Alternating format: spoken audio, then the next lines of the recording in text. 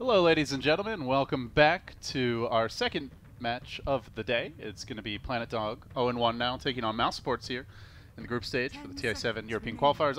I'm LD. I'm joined here by Tsunami. I almost said I'm Tsunami. You wish. Yeah, I wish. We all wish.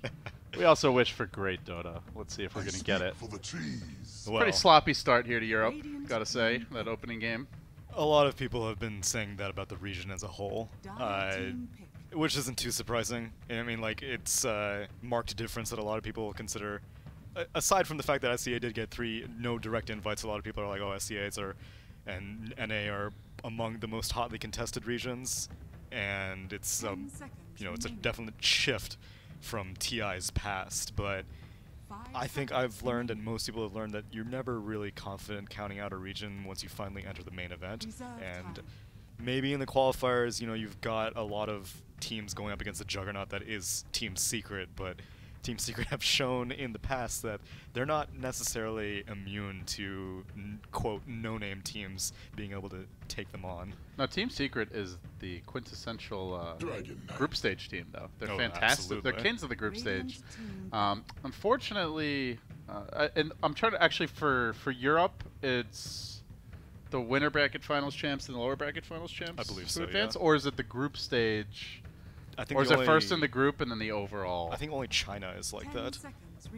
Let me double check. For those of you who are confused, there is like not every single region is treating their qualifier the same way, and a part of that is because not every single region has the same number of invites. Top group stage team qualifies for TI, and there is and then nothing for second through fifth, then play the bracket, and the winner of that also gets. Oh, okay. So Secret's safe. They're gonna win the group stage. Well, they'll be through. No discussion. no discussion. 8-0, Oh, we can discuss, 12-0. but I'm confident in the Secret group stage. Yeah, and I mean, it's definitely their strong point, but it's assuming that they've been doing research on all these other teams, which most of these other EU teams are known quantities to an extent. They're not just like a bunch of randoms that emerge and somehow manage to start taking games off. So they're all very well aware of each other and their playstyles. And as far as Planet Dog and Mouse Sports playstyles, while Alliance in Game 1, or the previous game that we casted, had kind of differing playstyles, historically Mouse Sports and what we saw of Planet Dog are fairly similar. Planet Dog, we saw maybe kind of fell off the tracks of what their game plan was after the first 20 or so minutes, but you saw that they're lane winners first and foremost, and Mouse Sports similarly try to replicate that kind of playstyle. And same thing with the heroes. Mouse Sports actually taking the Queen of Pain for themselves this go around. Yeah, so let's dig a bit more into the draft here. It was an overall first pick, Clockwork. Into that, they picked the NP and the Queen of Pain for Mouse. They are going to go for an Ad Finum classic in the Bounty Hunter here. Certainly, maybe next time was quite the pioneer on the hero heading into like the Boston Major era. Had a lot of success with him. A lot of people feel like the hero's fallen off, but yeah, I mean, like everyone, if they want Bounty Hunter, it's like, well, you pick Treant Protector, Right. or before that it was Riki. Map control kind of roamers. There's like the Night Stalker has been banned this game, but Bounty Hunter not considered a strong hero by many. you need to have some sort of combination with him, and in this situation it looks like it's going to be the Nature's Prophet. Oftentimes you'll see like Spear Breaker or maybe like Tusk or something like that. Bounty Hunter is not the kind of hero that can kind of, you don't see him on the map, and for the first 10 minutes of the lane, or first 10 minutes of the game, he's just irritating lanes. These days, it's not as easy for Bounty Hunter to find his place that easily because, I mean, even just with the 7.0, he had fallen off just because of Shrines. Now Shrines don't come online until 5 minutes. Bounty Hunter has more value at being able to just Orb of Venom, irritate all these lanes, and make them have to force out more regen. So we'll see how much research Mouse Sports has been doing on the hero. Yeah, Planet Dog really going for like strong mid game, strong lanes here. The Legion very tanky, good at pressuring. Same with Jakiro. They've got some great push with the Jakiro Dragon Knight now. They've got good catch for the NP split push.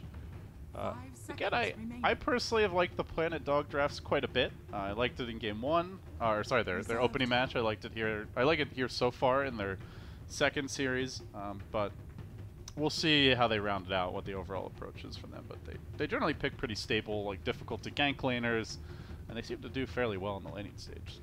Yeah, and Clockwork is also another one of their signature heroes, and one that they actually have like a fair amount of versatility on. When it was first picked, I wasn't sure if it's offlane or support, because they have almost more Clockwork support picks than they do offlane picks, but once the Jakiro comes out, I'm almost certain that it's not going to be a mid Jakiro, but it's, like you said, very strong laners, and ones that you don't really need to have one hero constantly babysitting. You can play very fluid with these picks.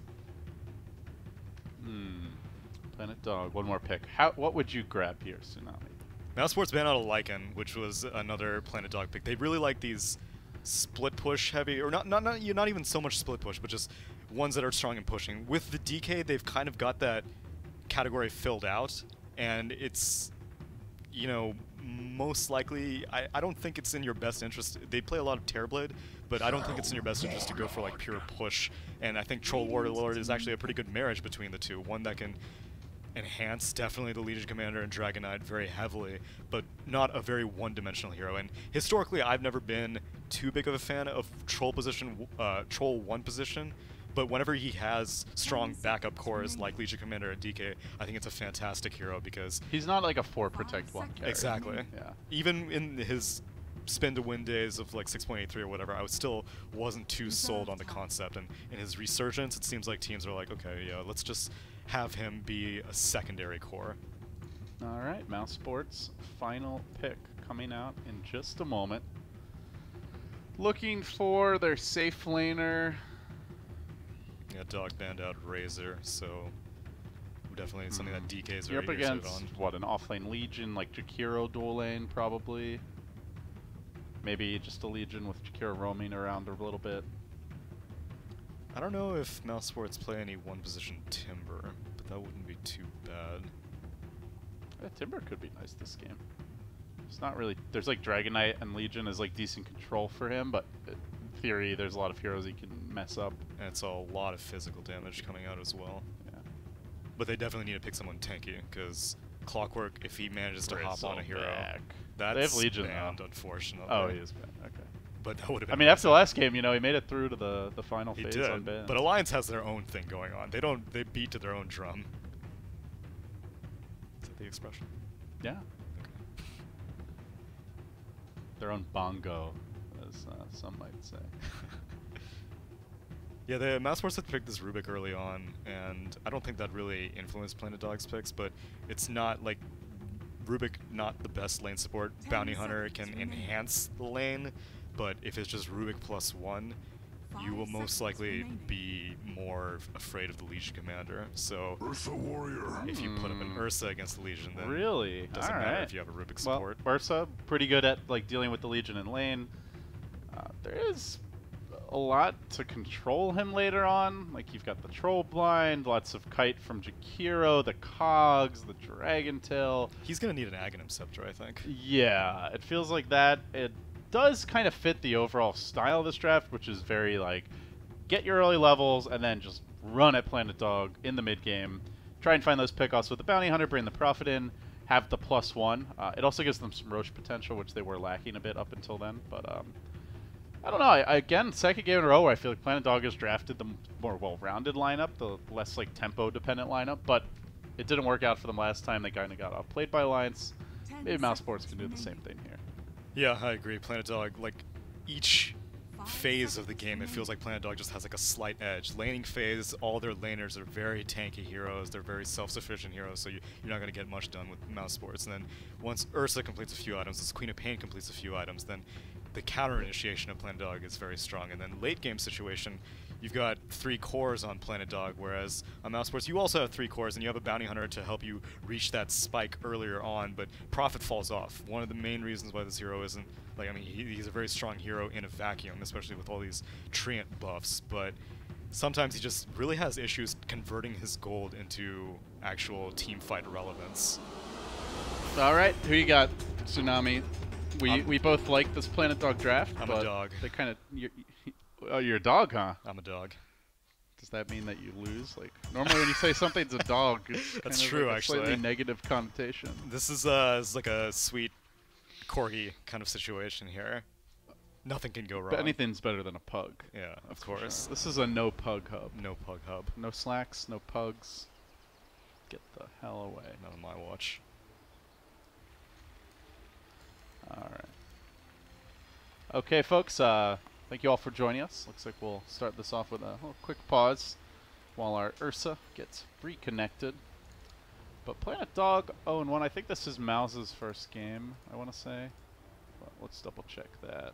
Yeah, we're just starting out here in these European qualifiers. For those of you who have been... They don't actually have a table yet. Main qualifiers. I think it's more information.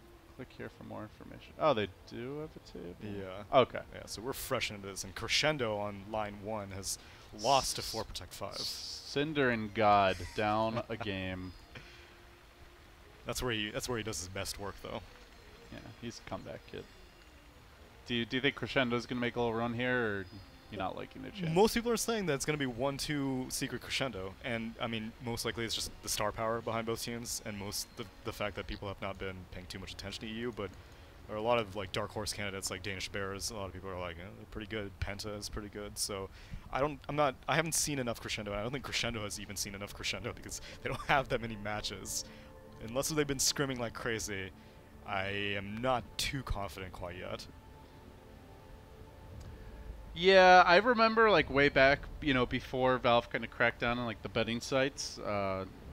You'd basically see like the most popular teams would always get more bets. So like even when Navi was well into their decline and before they had started making roster changes, this was like I think when it was like Havos, Dendi, and Phonic. I forget who the other two. They kind of rotated a bit with the other two on that particular iteration, but it would be like a 90% Navi. I'm like against someone who had beaten them recently. I'm like, why are people betting for Navi? But they basically just bet for their favorite team. Of course. So easy rares. Back when rares were actually worth something. The glory days of Dota. Don't you have any? Now Immortals are worth 10 cents. Yeah, I know. But that's good for me, because I play it real cheap around here. What does that mean? That means I wait 1 year for everything to come off the market, and do you actually, it's a fire sale. Oh, really? Oh, yeah. You're one of those people. I am one of those people. How do you have that patience? That is godly level patience. It's years of experience with my parents. Like, we are not an instant gratification family. Like, we would do competitive shopping. You go to a store, you never buy anything at the store. You will wait for a sale. You will wait for Amazon to price match. So that's what I've been forged in. You guys are very strange, you and your family. What? By the way, they just did like a little huddle here on Planet Dog. They go for the delayed smoke play. Kind of interesting. Wonder if they're expecting some sort of mouse incursion. Yeah, we'll see if they... I mean, this is a pretty strong level 1 from Planet Dog. They only need to dedicate 3 heroes for it, and it doesn't even really matter who they find. They can kill anyone, even if you find the Queen of Pain and you force her to skill Blink, that's still a win. Oh, they're gonna find Spartan. Surprise! They get the dual breath off, and now they try to get the Clockwork into position with the battery assault, but he does get tossed back. They're still gonna get on him here, and Spartan looks like he is cooked. Rubik down. Shitty Wizard gonna bite the dust. Yeah, as a result, it looks like Bounty Hunter might... Well, I mean, Bounty Hunter was probably going to do this anyway, but strong invasion from Planet Dog, and they're going to be able to... Well, I mean, maybe that's why they lost game 1, because the Lions got 3 bounty runes. Well, maybe next time he wants this rune, and... Oh, he hits him. Kaiser gonna grab it. That's a triple bounty rune and a first blood, as Dog are off to the races. They even pop this dust. They're going to go on maybe next time, and they look for the dual breath here. They're going to find it. He does have a Shadow Walk available. Don't know if they get this damage off in time before that dust expires. It's about to wear off, and he will make it out. That was pretty aggressive, because even if Milan like landed the dust perfectly, he didn't have an Orb of Venom on the Clockwork or anything, so Bounty Hunter can... I mean, he's not a slow hero by any means. He has 320 move speed. Now, let's see how well teams remember about their Courier, because whenever Bounty Hunter was first kind of like recurring in like these most recent patches, people were like, oh yeah, I forgot that he kills Couriers all the time. Which is crazy, because we've seen like teams like VP will just constantly go for Courier snipes, and it's not even Bounty Hunter, it's like Coddle going for a Courier snipe. Right. But, you know. And maybe and even Tramp Protector has been a little bit less popular in this particular version, but still pretty frequently banned or picked, and You know, obviously Tree is a great early courier taker. Yeah, anyone can get it these days, and both sentry wards are promptly eaten by each other, but that's a win for the Bounty Hunter. Oh, tough times here for the Nature's Prophet. Milan is doing all kinds of work. Early rotation nets him another kill. Even forces the Spartan TP. No experience yet to be claimed. He's going to tank a quick liquid fire to the face. Now, though, Rubik not known for his early lane pressure or prowess, and up against this tri-lane, he's going to have his work cut out for him. Yeah, I'm very surprised that they've decided to make the lane Nature's Prophet Rubik as opposed to Ursa Rubik. I mean, obviously you want the matchup Ursa versus Legion Commander, and you see 33 is having an equally difficult time in his safe lane.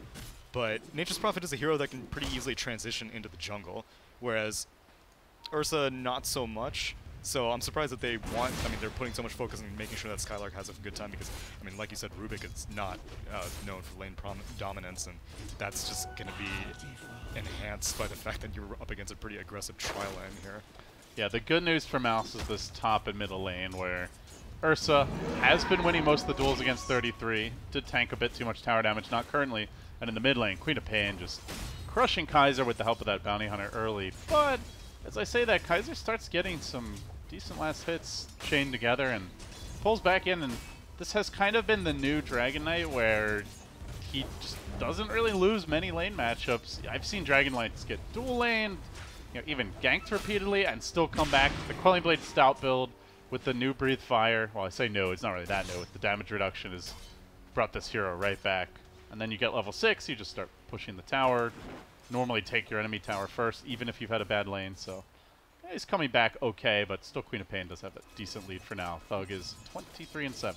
Yeah, for what it's worth, Queen of Pain in general has a more of an edge as opposed to like a Templar Assassin or something like that because she's so magic damage oriented, and while Dragon's Blood does provide a substantial amount of HP regen, it also, the power comes in the armor, and that is going to not really be too effective against a Queen of Pain.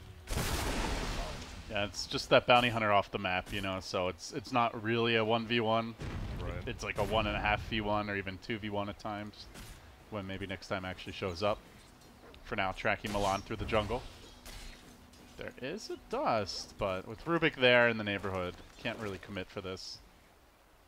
What do you expect out of the Nature's Prophet? Like, you mentioned him as a hero that does fall off quite a bit. You put a lot of farm in him, doesn't necessarily like carry the way, you know, I don't know, an anti-mage might. Where do you see like them using this hero? Just going for ganks? Do they want to rotate him at some particular point? Yeah, it's pretty dependent on a team's playstyle. Like Alliance obviously run Sprout, but he's gonna eat his way out. Alliance run a very battle-oriented Nature's Prophet. Sometimes he'll go for like early drums, early Solar Crest or Medallion, and they just don't really focus too much on the split pushing aspect. They're just like, okay, we have a global teleport, we have heroes that can coincide very well with that global teleport. And this game, I think that Mouse Sports would be in their best interest as Skylark is getting gone in on again on the spot lane. This Nature's Prophet having a hell of a time in the bottom lane, though. They don't quite want to commit on him. Milan hesitates, and now he's going to drop the cogs, but the counter Sprout, they all just get pushed in every which direction. I actually have no clue what just happened there. Like, he cogged at the same moment the Sprout got dropped, and so even though they were inside the cogs... The game was just like, there's no space, everyone get out of here. The game decided there was no space inside the cogs, and so somehow he got pushed out anyway, I guess. That was very bizarre. It was well played by Skylark, so whenever he was first getting gone in on, he immediately spawned Treants. And, I mean, Cogs doesn't have the most area as Madara top lane. Battery Assault is ready, but in the cast animation, Madara gets out of range for the moment. No, tracked down in the trees, and will be finished off. The Clockwork strikes again, but Thug is there. Looking to turn this around, he gets eyes on Milan. The Cogs come through, gets the deny, blink, scream, see ya. Thug will strike back. Good TP rotation by this Queen of Pain. But, I mean, Clockwork's not the biggest kill. Being able to kill that solo Ursa is definitely much more profitable. And now Madara decided to head onto the bot lane. And maybe this was their plan all along. They were like, okay, once Ursa starts having rotations come in, then, you know, Nature's Prophet's already managed to hit level 4, actually. So, you know, he's going to be able to be just fine against Legion Commander as well, because Legion Commander just had such a tough time. Actually, a safe tough time, but LC's actually level 5, almost level 6, so actually out-leveling the Ursa after getting that kill. Yeah, and Ursa not doing so hot in the CS department, and he comes bottom, but it's into the Troll Blind, it's into the Dual Breath, and the Liquid Fire. Maybe a point in the Ice Path at some point, so it's not really a great lane for Ursa, to be honest. And that's not even factoring in the Clock, who is probably the most disruptive of the three. Regen rune. Thug gonna go for it. He's just gonna deny it. If I can't have it, then you can't have it either. Yeah, at one point DK apparently used his dragon form. He didn't even get any damage on the mid tier 1 tower, so I'm surprised why he went for this. Yeah, it didn't look like he had a teammate. And now he might there. I'm not sure. It's just a bounty hunter, so it's not gonna be too much. Yeah, he hasn't actually hit the tower once. Not entirely sure. Oh, Nature's Prophet coming in. Spraying the trap here. Does have a teleport scroll, but right? the courier's going to get picked off. He's get trapped inside the trees, and now they're going to scream, lock him down. Thug lacks the mana, though. Won't be able to go for that follow-up ultimate, and now Legion arrives. Looks for the duel, but actually doesn't have the mana either. Everybody needs a clarity potion in this middle lane. Spartan trying to just get him down with auto attacks, but denied by 33. Big plays by the Legion. Now turning it around, gets that passive proc, moment of courage, and that's the Legion a kill. Rubik down, DK denied. And Ursa died as well, so that's effectively a 3 for nothing across the map, seeing as how DK didn't really get killed. That was... At first I was like, okay, so he got sprouted. As it is, that's a pretty confident rotation for Nature's Prophet, because Queen of Pain did not have the mana for Sonic Wave. And like I said, Dragon's Blood, great against physical damage, and Treants are physical damage. Sonic Wave, however, is not, and now bot lane Swift ending. Telekinesis. Making their move on the troll, but will they get that last Shadow Strike? Thug denied again. Oh dear. Double deny. You've got to be so mad as Thug right now. And now maybe next time walks right into the cage. Milan's there with the dual follow-up. They're going to net themselves a win. 33 plus 10 for him, and now Thug being forced back. Clockwork continues to bully. Man, you can see why they favor this Clock so much. 2, 2, and 3. Feels like it's been more than that with the amount of pressure he's put on every lane. Yeah, he is basically out bounty huntering the bounty hunter right now, because he's showing up to all these lanes, not only getting damage, but getting kills on a consistent basis, and managing to out-level the bounty hunter as well, despite not really sitting in any lane. And an early level 6 on Bounty Hunter, very important. Same thing with Clockwork. You get this hookshot up and running, and counter initiation is probably the biggest thing, because Nature's Prophet, you see him going for these TP rotations. And right now, Planet Dog don't really have that many items that they can follow up on a hookshot initiation, but a hookshot counter initiation can spell disaster for Mouse Sports. Yeah, Mouse are not too confident to go for those types of plays, and forced into a pretty passive position here, waiting on the track to come online. NP hasn't had a great start. Ursa has not had a great start. It's only Queen of Pain who's really stepped up to the plate early. Well, sort of. 2 denies, though. Yeah. But at least, like, you know, having some success, just hasn't seen the rewards for it. But Thug has to be careful. Like, if he blinks in offensively to go for a play, suddenly gets dueled, he gets cogged up, and he's likely not making it out. So yeah, I'm not surprised he went for this max blink build after Scream. Like, again, match damage, great against DK, but only 1 point Shadow Strike he felt was necessary. Now, there's the stun. Legion coming in. If he gets this duel, Thug's done for sure. Well, almost certainly. Yeah, Kaiser there with that last auto attack. A double win for 33 in about the same number of minutes. And this is pre-Blink Dagger. This is amazing timing. Sometimes the Legion commanders will just sit around until they manage to complete that Armlet, or that Blade Mail, or that Blink Dagger, but 33 is finding, he's creating these openings. You don't often see a Queen of Pain, you're like, oh yeah, we can definitely kill her, but DK with that incredibly long stun, and now he's going to go into Dragon form, start pushing down, and finish off this tier 1. This is the thing, right? Like, it looks like Dragon Knight's having a bad mid lane. Suddenly he's even on CS just about. He's almost taken the tower down. And this is with the Bounty Hunter trying to pressure mid early without the Dragon Knight getting any help from his team. Clockwork was busy top, Clockwork was busy bottom. He was not really helping mid. That tower mid is now in deny range, and they're going to commit to this. And they get the last hit, but at the same time, Mouse forfeiting that early map control. With Milan coming in, what do you know? Here he is again. Clockwork is everywhere, making things happen. The quad bolt is nice by Thug. However, it's a third duel victory, plus 30, half his way to a free Sacred Relic, and now they look for the turn. Thug clicks in offensively, very aggressive maneuver by him. Ursa gets active, but doesn't find anyone to lock onto it during that enrage. Now Thug's got to run.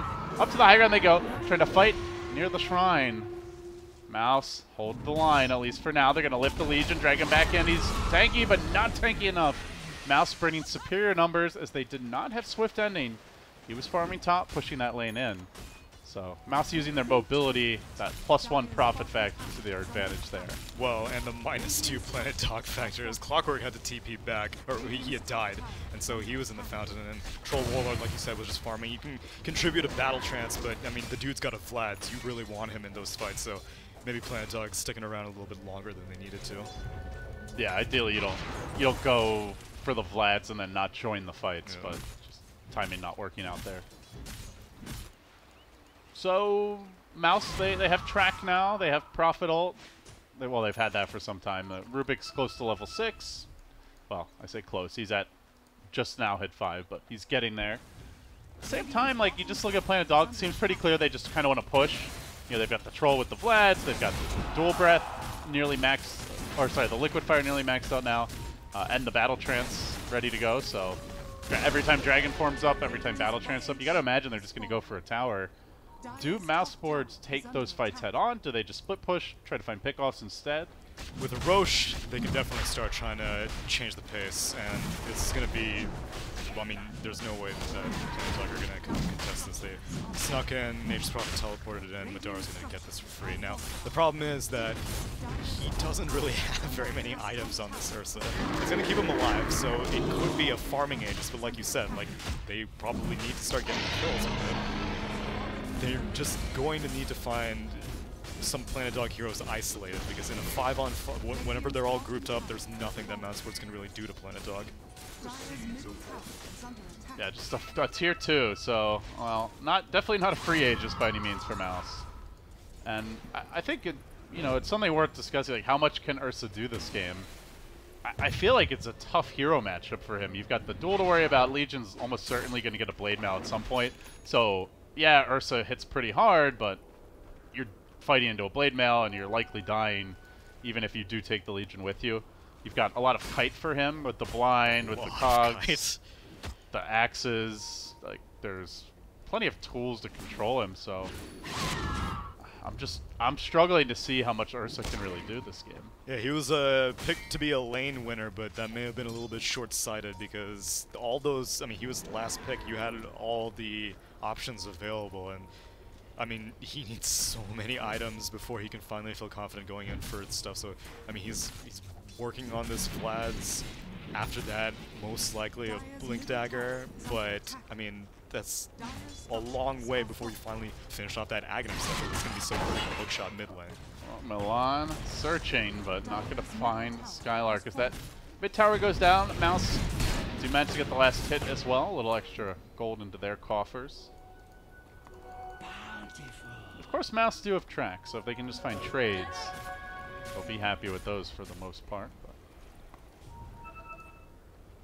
yeah, that's why Dog are sticking together so much. They don't want to have to deal with the track kills slipping out of control. And even though Legion Commander has managed to complete a Blink Dagger, she is content with those initial 3 dual victories that she got, not really hungrily searching for anything else, and I think that's the right play for her, seeing as how she's created room for this Troll Warlord, and he's starting to build up items of his own.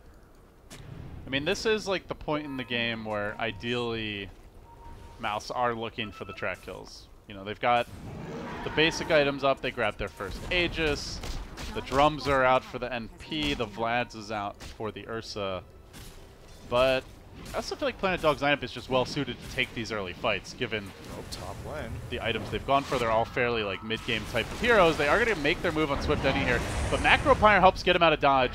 Dual Breath there as well. J4 might be the sacrifice. He's going to go back in with the Battle Trance, locking onto Thug. He's going to need like 5 bashes in a row here and a whole lot of RNG. Can he take down maybe next time? Almost gets enough bashes out. Not quite. But that was kind of scarily close as 33 engages, finds the blink, duel onto the Rubik, locking Spartan down and finish him off. But Dara wasn't able to swing those claws during that time. NP's going to come in, came prepared with the Quelling Blade.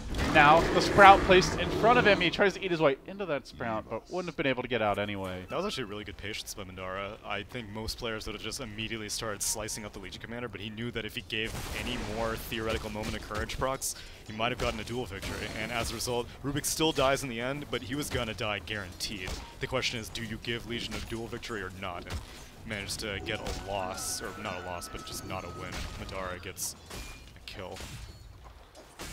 Yeah. So elsewhere for Planet Dog, we do see Kaiser grabbing the armlet. Did not go for the early blink, which some players have favored, like Super. I think comes to mind is for LGD as someone who really was favoring that fast blink rush. But he's gone for the armlet first. He'll presumably go back for this blink relatively soon. Yeah, in this situation, you've got the Clockwork for initiation, you've got Legion Commander with a Blink Dagger. It's not too critical for DK to be that primary initiator, which is usually how LGD like to run it. They'll set up with the DK, and then he's so tanky that he just sits there. Now, Mouse Force, they smoke up, but they don't have very much vision. I mean, basically, Bounty Hunter's joining them with the smoke. He needs to be going and trying to gather data for his team, but it's just so difficult for him. Yeah, you know, they have the NP, like you'd figure in theory he should be able to provide a decent amount of vision with that and the Bounty Hunter, but in practice I'm looking at this Radiant map and well, there are 2 decent wards now. He's just gotten this hill ward down, but they're not actually seeing much of anything as far as the enemy team goes. Yeah, these dog supports are very rich, and you hate it as a game as Bounty Hunter when the enemy supports are rich, because that means that you can just dump sentry wards non-discriminately. You don't need to be like, okay, we're pushing, I need to place a sentry ward here. You can just like, I'm moving around the map, this is a choke point, let's just put one here. Wailing away at the tier 1 top. Planet Dog will grab an objective, and these guys push fast. Mouse, not so much. No benefit of Fury swipes on towers. Your NP has not gone for that early Desolator pickup, so they will bring towers down, but they're going to be trading 2 for 1 here, it looks like. And Kaiser and Swift ending quickly finishing off this tier 2. See if Mouse can grab anything else on the back of that. They're sticking around inside of this dire jungle. Don't really have any vision, but Milan is hungry. Wow, he is. Maybe next time is out very far. Quick duel and quick win.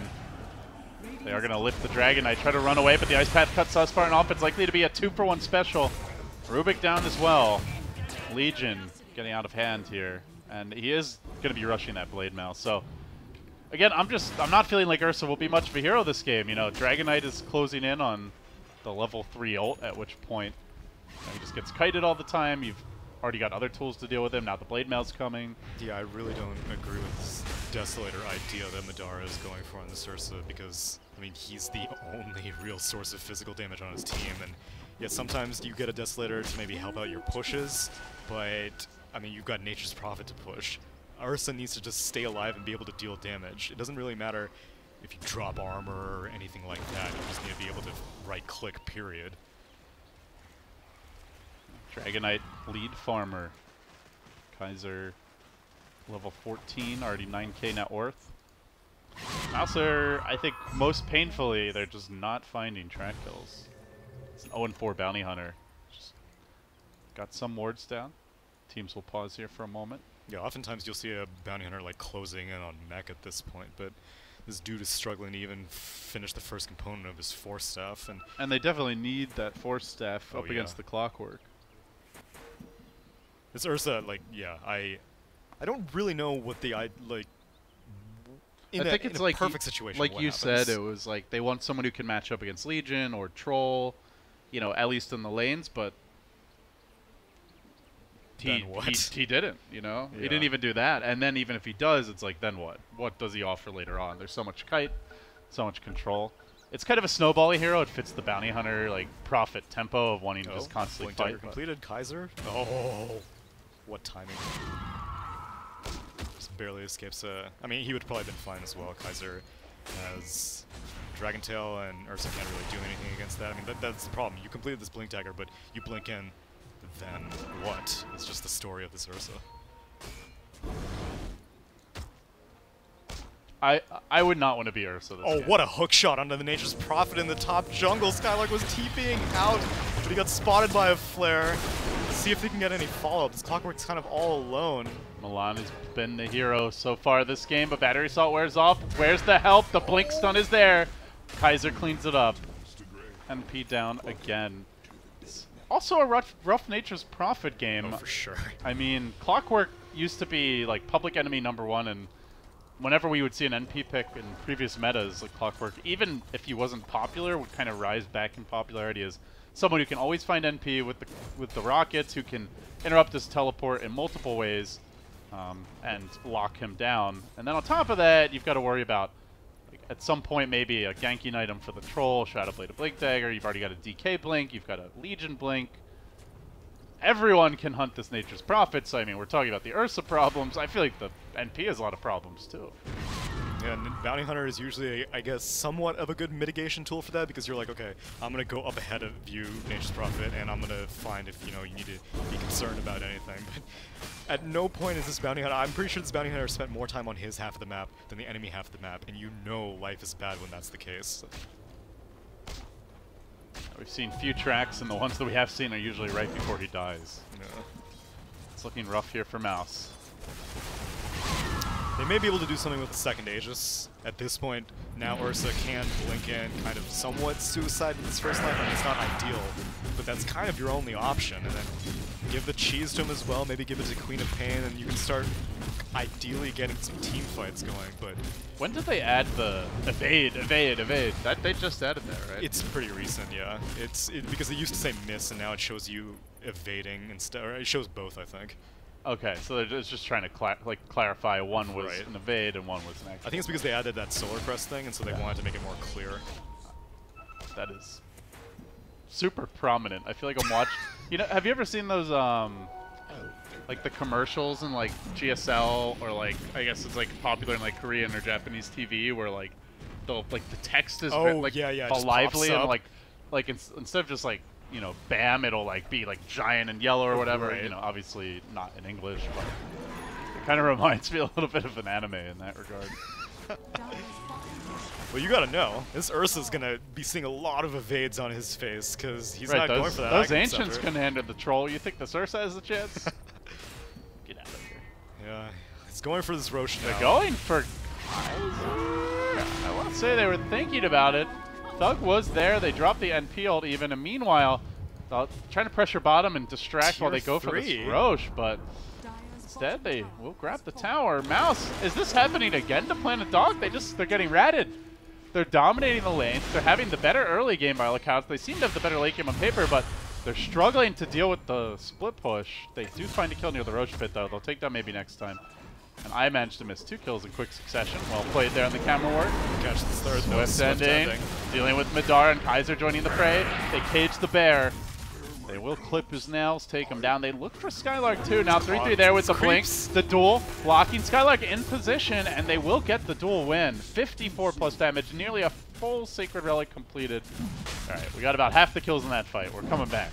That's a costly tier 3, but it's still a tier 3 nonetheless. You're not going to get the Roche. In fact, you're going to give it up to Planet Dog.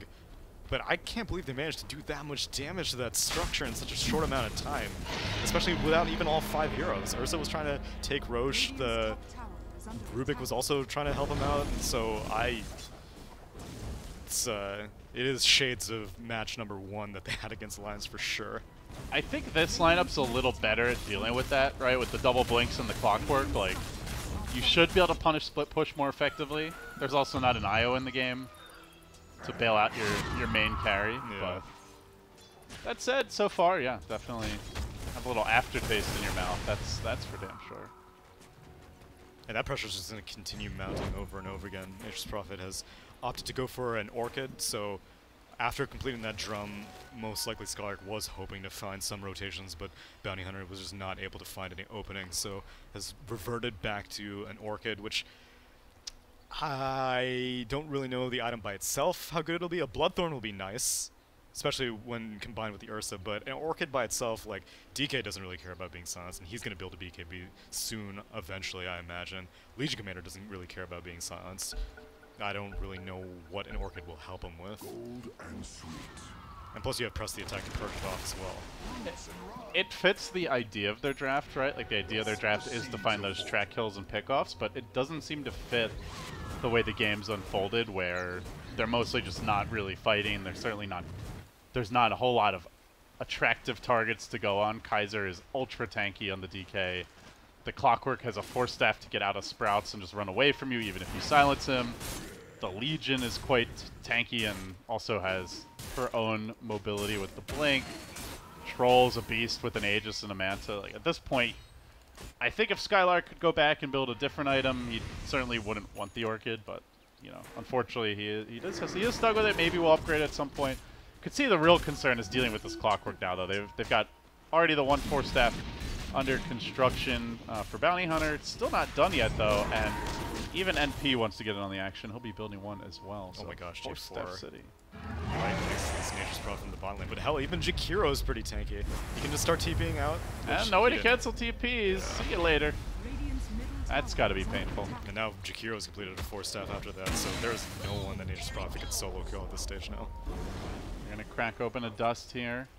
Maybe next time Juke's out. He's an elusive bugger on that Bounty Hunter. We'll dodge the gank. Swift Ending just bulldoze this tower mid, it looks like.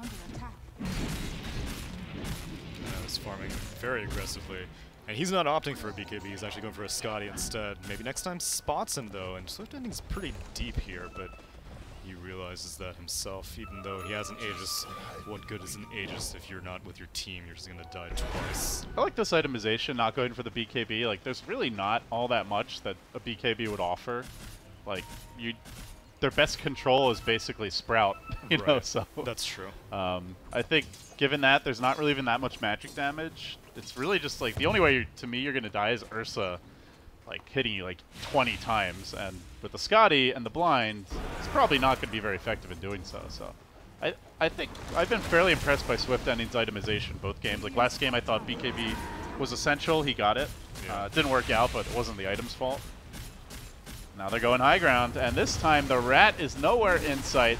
Quickly, Planet Dog surging onto the base, laying into these structures, and no sign of a defense yet. I didn't know that still worked. Nature's Prophet sprouts his own Rat so that... No vision. No vision. But now they're hitting it again. True. Mini Frost Dragon. He's bot time. Skylark and Queen of Pain are in the bot lane. DD rune on Queen of Pain. They're trying to get through this lane of Rax here. Glyph, I believe, is still on cooldown, but they are going to find an opening. Dire melee goes down. Radiant Ranged and melee have fallen, but now they're going straight for the second lane of Rax. They say, you want to rat us? That's okay. We're just going to take all your buildings in quick, swift succession. Now onto the second melee. Forcing Mouse back. The Sprout shenanigans continue in earnest. Kaiser now wearing off the Frost Dragon is going to end. He gets pushed back. Aegis has been cracked. They do have the track here. If they can find those openings for kills, it would be huge. Instead, maybe next time's down for the count. Thug jumps in. Thug could be in trouble. Just one stun, and he's likely done for. He will blink away. He's got the DD rune. No ultimate ready. The Dragon form is almost up, and they're going back for that second Rax. The Sprout is winning the day, at least for now. Swift Ending, though, does have the Quelling Blade. He gets in to the thick of it. Skylark popping the Shrine, holding the line, but still they've lost the melee, and now Kaiser tanking through it all. They just can't seem to take this Dragon Man down. He's far too tanky. He gets another stun on the Rubik, pushing his way even deeper. He's going to Armlet Toggle on the way out, I imagine, but Dara tries to finish him off. Will he get the damage? He manages to take down one. He chews through a second. They're getting the kills. They're getting the track hold, too. 33 TP now. The Thug Scream just a split second late. Swift Ending will TP home. So when the dust settles, they've gotten 2 full lanes of Rax, but they've given up 1. Planet Dog, certainly a better outcome than last game, but not entirely out of the woods yet either. Yeah, they could have gotten out a lot more cleanly. DK was feeling himself for sure. He was playing almost as if he had an Aegis or Cheese, because he was just like, oh, I can just toggle my way out of this, and if it doesn't happen, no big deal. I am God! Not gonna happen. And but definitely not the case. You gave Ursa a fairly, I mean, it's not dramatic, but it's something to get him back into the game. And it's like half of his BKB off those 2 kills. Yeah. But no Rax off of that. Well, no other Rax off that. So good news here for Mouse. They having taken down that tier 3, can take down Shrine as well. So establishing a little bit of map control here. Swift Ending, though, he continues his farm progression. He's about to grab a Scotty. Meanwhile, Kaiser is about to grab an Assault Cuirass. So massive physical damage mitigation. Now that said, it didn't really feel like Ursa did all that much that last fight. I was kind of talking up how I thought they would be relying on the physical damage, but it was like the Shrine usage, Queen of Pain just getting off like at least 6 or 7 screams, and the Quap ult, the NP ult I think came out twice. So there's a couple of bouncing shurikens. So yeah, I think Dog are it maybe was more, but the magic damage in the end. They're itemizing really heavily. They want to make this Ursa's life hell. There's 2 halberds on the side of Dog, and there's all these, like you said, all this physical damage mitigation. They have all these kite tools. Like it's just an Ursa. He's the only real right-click carry there is. And honestly, like at this point, with just one of the either the DK or the Legion can deal with him. You know, you halberd him, you duel him, you know, just keep on right-clicking him as Dragon Knight. Ursa is not doing anything while the Frost Dragon is hitting him, especially just with any of those stuns following up. So I agree. I think the bear has been controlled. He's not the one to focus on any longer. Yeah, and Queen of Pain is still also somewhat far behind, and she is going for a right-click build, and so maybe that's part of the reaction. Picked up a Hyperstone after finishing up a Linken's and Shiva's guard, so definitely not anything like this. I definitely like that choice. If anyone's going to carry, it's going to be the Queen. Yeah, but, I mean, she's carrying into a bunch of physical damage mitigation, so... Right, it's tough. Yeah. Probably goes Mjolnir, I imagine. More magic damage. We'll see. They are sieging, though. That defensive Sprout proving to be quite a bit of a nuisance. A Swift Ending gets pulled back in. He wants to fight. Madara has committed to BKB. The Sprout is there on Kaiser, but Kaiser just turns, tries to stand his ground. A beautiful Queen of Pain ult, hitting all 4. Again, Thug trying to throw his team on his back, but the duel comes through. Madara's been locked down. Controlled for now. Thug blinking away, stays alive. Maybe next time keeps those tracks flowing, and the Clockwork out a bit too far. He's a more killable target. Kaiser tracked again. The blink in from Saw Spartan. The high ground defense is there from Mouse, at least for now, but you overstep by just an inch, and down you go. Buyback instantly from the bounty.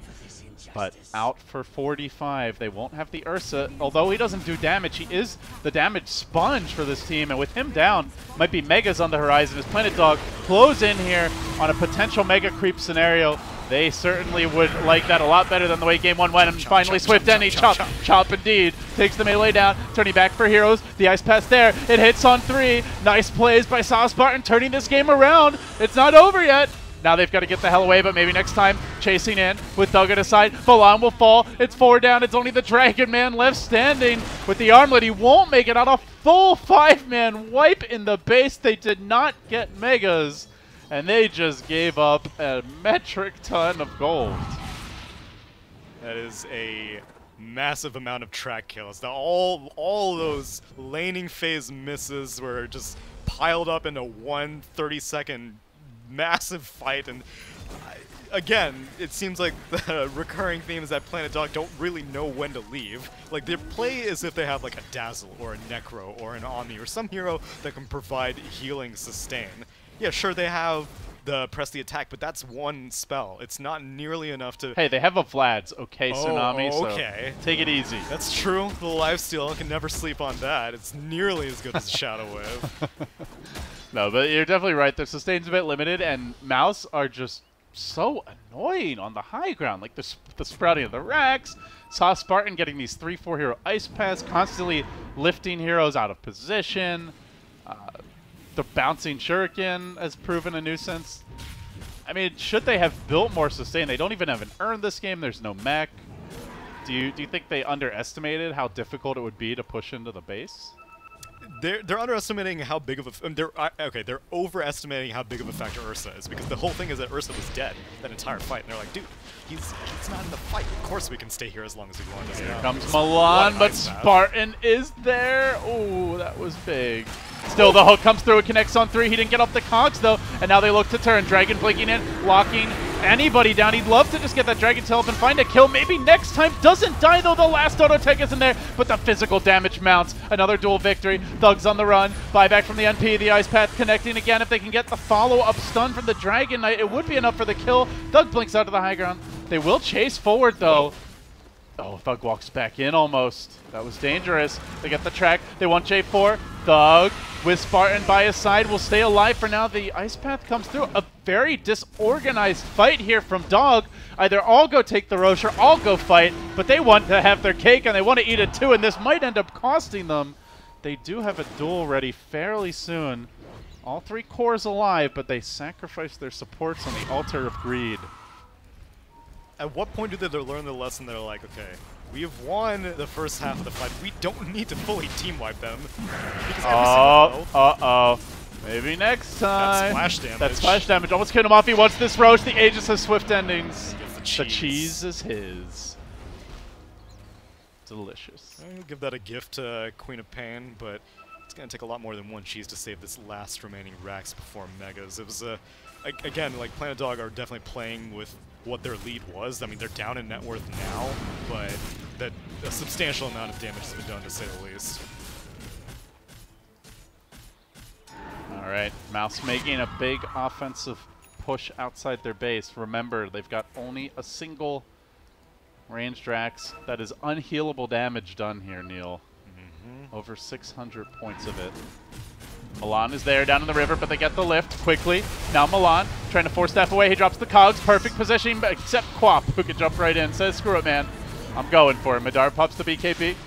No one wants to run. They're using this track effectively. Swift Denny gets kited. They've got to deal with Thug. Someone needs to focus him down. Swift Denny wants to do it. The team's not cooperating. Kaiser is focusing on Madara. Wants to bring down the Ursa. Finally, they'll slay the beast, but all the while the Shuriken bounces here and there, and back to Kaiser.